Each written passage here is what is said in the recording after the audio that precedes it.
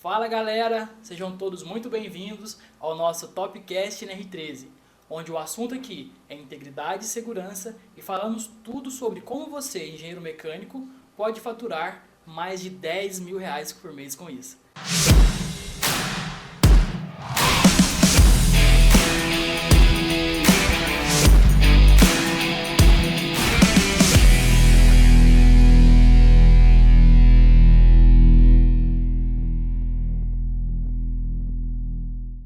Estamos aqui com o nosso especialista na norma NR13, Marcos Rosa, que vai falar um pouco sobre a gente. Opa, e aí Gustavo, beleza? Cara, é um privilégio, né, estar aqui novamente, retomando aqui o nosso podcast, né, agora com esse novo nome aí, Topcast.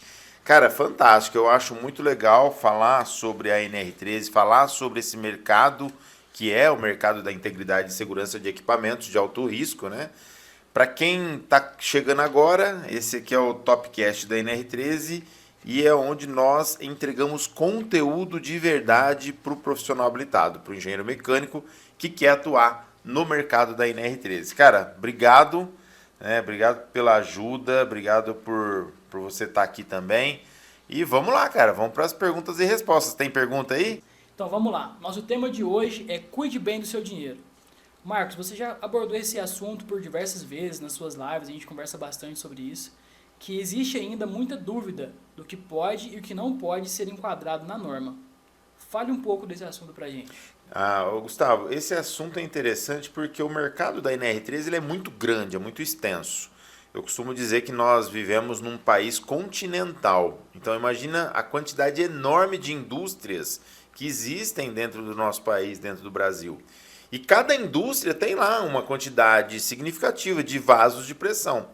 E só falando dos vasos, porque a maioria das indústrias possui caldeiras, tubulações que se enquadram na NR13, tanques metálicos, né, que também se enquadram na NR13. Agora, esse assunto de enquadra ou não enquadra, né? É claro que todo profissional habilitado sabe que isso é muito simples, né? Basta fazer um cálculo de produto PV. Com a revisão da norma agora, na última revisão de novembro de 2022, alguns equipamentos que eram antes enquadrados agora estão desenquadrados, então isso também gera algumas dúvidas. Mas a maior parte das dúvidas é realmente sobre as tubulações, no meu ponto de vista. A maioria dos profissionais habilitados ainda enquadram, por exemplo, tubulações de vapor na NR13. Coisa que não é verdade. Então, quando a gente enquadra uma tubulação de vapor, eu estou saindo fora da norma. Porque a norma NR13 ela deixa clara que as tubulações ligadas ou interligadas a caldeiras ou vasos de pressão com classe de fluido A e B, que aí são fluidos combustíveis, inflamáveis ou tóxicos. E aí, não vapor. Até tem um item na norma que fala exclusivamente disso, né? Fala que as tubulações de vapor, além de ser necessário realizar ali inspeções, manutenções de acordo com o código de projeto, que aí a gente fala sobre o ASME B31.3, que é as tubulações de processo, elas, claro, precisam de um controle de qualidade, precisam ter qualidade também, porque também tem risco ali envolvido, mas elas não se enquadram na NR13. Então, o que mais envolve o erro de enquadramento ou não enquadramento é baseado nas tubulações. É claro que alguns vasos de pressão também hoje ainda são enquadrados de forma errada, como, por exemplo, as panelas, né? Não é? As panelas de cocção. Isso, panelas de cocção antes eram enquadradas na NR13, agora não necessitam mais desse enquadramento. Outros itens, como por exemplo os equipamentos, vasos de pressão que são interligados, né, a sistemas de arrefecimento, que são as máquinas, né, interligadas ali. Esses equipamentos não se enquadram mais também. Desde 2017 já não se enquadram. Então, existem realmente vários equipamentos que hoje ainda quando eu atendo o cliente pela primeira vez, eu faço ali algumas correções nesse sentido. Marcos, perfeito. Então, diante do que você me falou, se existe tanta dúvida ainda, tanto dos PHs como os gestores das indústrias que tomam conta da parte da NR13. Então podemos considerar que existem várias inconformidades aí. Falo de documentação, equipamentos que estão enquadrados e na realidade não estão, como você acabou de citar aí sobre as tubulações, bem como diversos outros que deveriam estar enquadrados na norma e não estão. Exatamente, né? E aí é o que a gente fala de dinheiro mal investido, né? É por isso que esse tema, cuide bem do seu dinheiro, é importante. O tema é mais para quem é proprietário do vaso de pressão do que é para o próprio profissional habilitado.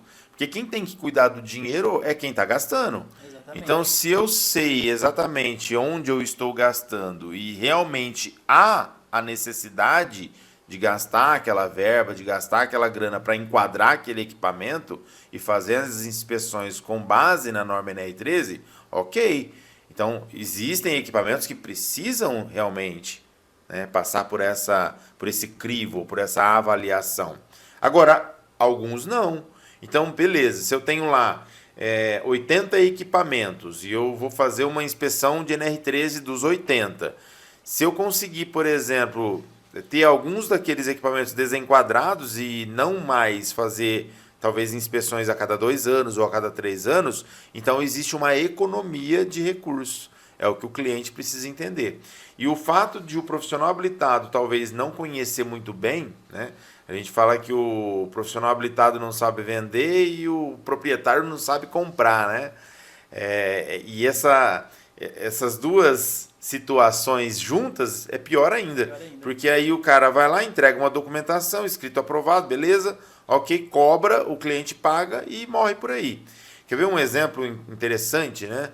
Às vezes, o não conhecimento faz o cliente gastar mais. Válvulas de segurança, por exemplo, não é todo equipamento que precisa ter uma válvula de segurança. Hoje tem um item na norma já que fala sobre equipamentos intrinsecamente protegidos. O que seria equipamentos intrinsecamente protegidos? Equipamentos que, em hipótese alguma, ou seja, na pior situação de operação, de processo, ele não vai chegar na PMTA, né, que ele tem. Então, imagina um equipamento lá com 3 kg de PMTA, 3,0 kgf por centímetro quadrado em PMTA. Se ele tem uma bomba que alimenta aquele equipamento de 2 quilos, então é impossível aquela bomba gerar uma pressão acima da PMTA. Então, nesse caso, né, o ASME 13, na parte 13.2, fala sobre isso, que é o que a gente chama de processo autolimitante. Então, quando você aplica de forma correta tanto a norma técnica como a norma trabalhista, que é o caso da NR13, o cliente ele tende a economizar. Olha só como que o cara está cuidando do seu dinheiro. Agora, quando que o proprietário do vaso de pressão cuida do seu dinheiro? Quando ele contrata um profissional habilitado experiente, quando ele contrata um profissional habilitado especializado naquilo, que conhece realmente e sabe aplicar tanto a norma técnica como a norma trabalhista de forma correta. E é claro, nós não estamos falando aqui, Marcos, você está falando para tirar as válvulas dos vasos de pressão? Não, não é isso. Existe um critério, uma avaliação, uma análise de risco para realmente ter certeza se aquilo pode ser feito ou não.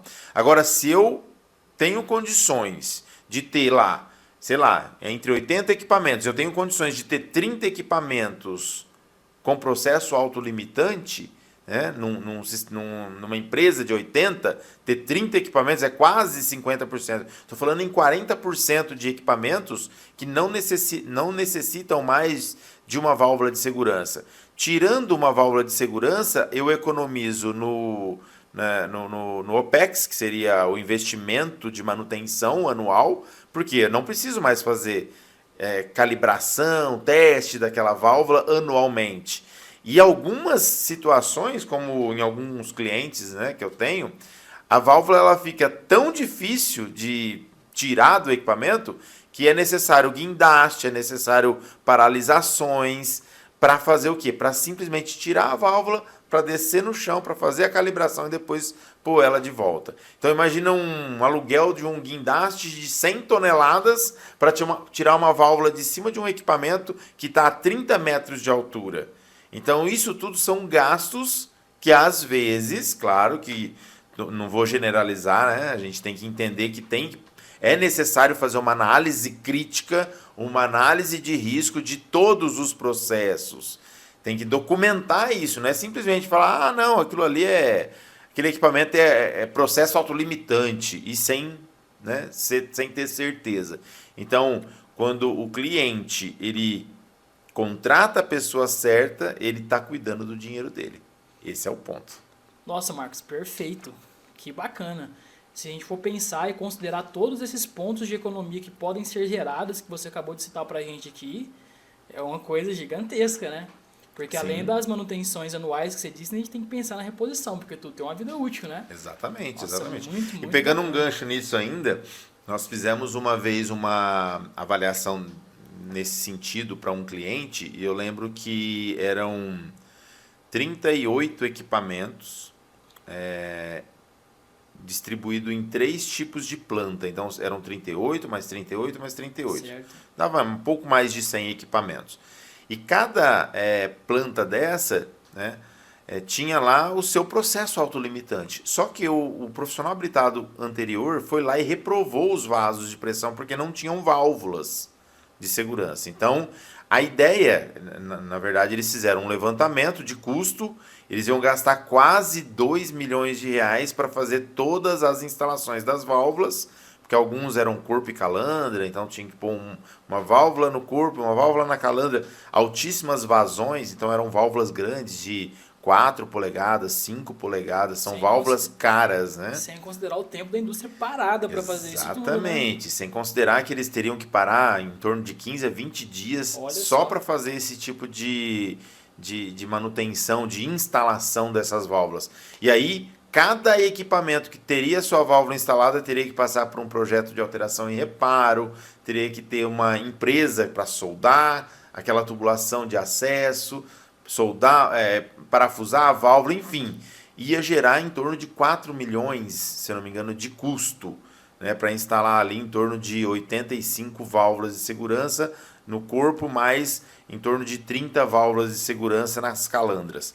E aí, quer dizer, nós estamos falando em 120 válvulas, né? E aí eu cheguei lá e falei assim, vamos reavaliar a situação, porque às vezes a gente consegue diminuir a quantidade de válvulas. E por fim, foram instalados, se eu não me engano, 7 válvulas de segurança em cada um dos sistemas. Então, 3 vezes 7, 21, né? 21. É isso? Tá vendo? 21 válvulas ao invés de 120 válvulas. Então, isso trouxe uma economia significativa para o cliente. E com base em norma e seguro e íntegro. É o mais importante. Porque quando a gente fala em válvula de segurança, todo mundo fica com medo, né? A maioria dos profissionais habilitados, eles têm medo de atuar na NR13 por conta dos riscos, né? Será que eu estou avaliando corretamente o risco? Será que eu sei avaliar corretamente? Né? Exatamente. Será que eu sei avaliar corretamente esse risco? Bem, um profissional habilitado especialista, ele sabe. Eu tenho hoje mais de 600 alunos distribuídos no Brasil. E todos os meus alunos, todos eles, todos os profissionais habilitados que fizeram o curso de alta performance em NR13, eles sabem, né, atuar dessa forma. Eles sabem avaliar e falar, olha, peraí, aqui não precisa de 120 válvulas, aqui com 7 válvulas você consegue. E por que 7 válvulas? Porque alguns equipamentos não conseguem atuar como processo autolimitante, porque o processo não facilita. Então, eu tenho talvez uma bomba de 3 kg e uma PMTA de 3 kg. Ah, mas eu tenho uma perda, né? Então, se eu, a cada 10 metros de subida na tubulação, você perde 1 quilo. Mas e aí? Pode ser que isso não seja realmente exato por questões óbvias, né? Você pode ter oscilação no processo. Então, quando você não consegue, aí você fala, não, aqui tem que ter uma válvula de segurança. Então, é o caso. Agora, imagina uma economia de 4 milhões para 150 mil. Então, nós estamos falando de uma economia gigantesca. Com certeza, né, o tema de hoje, que é cuide bem do seu dinheiro, vale muito a pena. O proprietário dos equipamentos, cuidando bem do seu dinheiro, dos seus recursos, ele consegue investir melhor. E aí ele não vai ficar com a sensação assim, pô, a NR13 é complicada, a NR13 só tira dinheiro do bolso. Não. Se fizer do jeito certo, se aplicar da forma correta, a NR13 não tira dinheiro do bolso. Põe dinheiro no bolso. Marcão, perfeito. Perfeito mesmo. Diante de todos esses posicionamentos e tudo que a gente conversou, o que a gente entende? Os gestores das indústrias, eles precisam buscar conhecimento para saber o que está comprando. Sim. E os PHs, eles precisam de ter mais conhecimento para ter mais segurança no que vão passar para os seus clientes. Exatamente, exatamente. E falando sobre esse assunto ainda, né, sobre gestores terem conhecimento e profissionais também terem conhecimento, que foi o que a gente falou bem no início do podcast, né, que um não sabe comprar, o outro não sabe vender. Imagina que se o gestor sabe comprar e o profissional habilitado sabe vender, é a ocasião perfeita, porque aí ele vai realmente economizar. O profissional habilitado ele não tem a ideia de sangrar o cliente dele, não. Ele quer ter aquele cliente para sempre, cara, porque a NR13 é uma norma recorrente. Imagina que se ele fez a inspeção, ó, olha só, eu fiz o cliente economizar 3,5 milhões. Fiz ele economizar. O cara nunca mais vai sair de perto de mim. Principalmente se ele perceber que eu tenho uma especialização e perceber que eu sou justo também no meu preço. Eu não fico colocando um preço injusto para ele. Não. Quanto fica para fazer uma caldeira? Eu vou te cobrar 8 mil reais. Aí vem um lá e cobra 30. Aí fala, mas peraí, por que um é 30 e 8 é 8, né? Então, às vezes, não é justo. Mas é porque o cara sabe mais? Não. Talvez é porque ele não sabe cobrar. Não sabe vender da forma correta. Quanto tempo leva? Tudo é tempo, né? Se eu consigo fazer em um dia ou 5 dias, é diferente. O preço de um dia, o preço de 5. Uma caldeira de pequeno porte é diferente de uma caldeira de grande porte. Isso é o que eu ensino no treinamento. E falando sobre a questão de conhecimento e especialização, tanto do profissional habilitado quanto do gestor, existem os treinamentos para isso. Então hoje, por exemplo, no canal do YouTube, nós estamos aqui, falando aqui para o YouTube, para o Instagram, para o Spotify. Nós temos vários mecanismos de distribuição desses conteúdos e tá aí para o cara escolher qual que ele quer, né? Situações como essa que nós estamos falando aqui, assuntos como esse, quando o profissional, o gestor, ele escuta, isso acende uma luz. Ele fica pensando assim, existe isso mesmo, então eu vou fazer do jeito que ele está falando aqui, Vou fazer do jeito certo. Eu não vou simplesmente abandonar ou fazer do jeito que eu sempre fiz. Não, faz da forma correta. Isso vai ajudar o profissional a realmente atuar e a economizar. Agora, existe treinamento especializado para gestores? Sim. Recentemente eu fiz um treinamento, um curso, que é quase um curso de alta performance, mas é um curso para gestores. Então, uma empresa de grande porte me contratou, tem mais de 5 mil funcionários a empresa, me contratou para ir lá treinar os profissionais deles, que atuam na NR13, para que eles entendam o passo a passo, como realmente deve aplicar a norma e como deve cobrar dos seus fornecedores. Então imagina que essa é uma situação que realmente sempre acontece, né, de empresas querendo treinar os seus gestores para quê? Para economia, para economizar. Porque quando eu treino o meu gestor ou treino o meu profissional, ele vai me trazer recurso, ele vai me trazer ganhos. No caso do profissional habilitado, ele vai ganhar para fazer o trabalho. No caso do gestor, ele vai economizar, né, para fazer, aplicando a forma correta de aplicar a norma, de aplicar ali as inspeções. É isso. Perfeito. Então, para o PH conseguir entregar qualidade, confiabilidade para o seu cliente, ele precisa somente de conhecimento e especialização. Exatamente. Para gerar receita, falando de dinheiro, né? Exatamente. E os gestores das indústrias, os próprios proprietários, eles precisam exatamente conhecimento e especialização para gerar Economia. Economia. Então a Tá base é vendo? o conhecimento. A base é o conhecimento. É isso que vai fazer as indústrias, né, cuidarem bem do seu dinheiro. Esse tema é fantástico, né? O tema desse podcast é muito bom mesmo. Faz com que a gente entenda que a gestão é o que importa. Marcos, muito obrigado pela resposta das perguntas, por esse tempo que você se dedicou. Você tem algum recado para o pessoal que está aí nos assistindo? Tenho sim. O recado que eu tenho é o seguinte, pessoal, procura realmente se especializar, porque quem é profissional habilitado e está realmente querendo saber mais, cara, não adianta cruzar os braços e esperar cair do céu. Precisa sentar a bunda na cadeira e realmente estudar, procurar saber sobre, né? Recentemente eu fiz um treinamento gratuito sobre metalografia. Aí teve um profissional habilitado que falou assim, Marcos, mas metalografia, será que eu vou usar isso dentro do mercado da NR13? Cara, claro que vai. Às vezes você não precisa ser um profissional de metalografia. Às vezes você fala assim, não, eu nunca vou comprar um microscópio, porque eu posso contratar alguém que tem um microscópio e lá fazer a metalografia. Mas não é muito bom você conhecer o processo para você vender para o seu cliente de forma correta? Então entenda todos os processos. Mesmo que você não aplique alguns deles, entenda, né? Porque é entendendo os processos que você vai conseguir realmente atuar no mercado da NR13 de forma correta, íntegra e, cara, fazer dinheiro, né? É o que a gente fala desde o início. Fazer 10 mil ou mais, né, todos os meses com o mercado da NR13. Esse é o recado que eu tenho para o pessoal. Perfeito. Mais uma vez, Marcos, muito obrigado pelo tempo dedicado aqui em dividir o seu conhecimento aí de mais de 20 anos aí no mercado, né? Trabalhando dia a dia. Eu que agradeço. Que é isso. Tamo junto e é só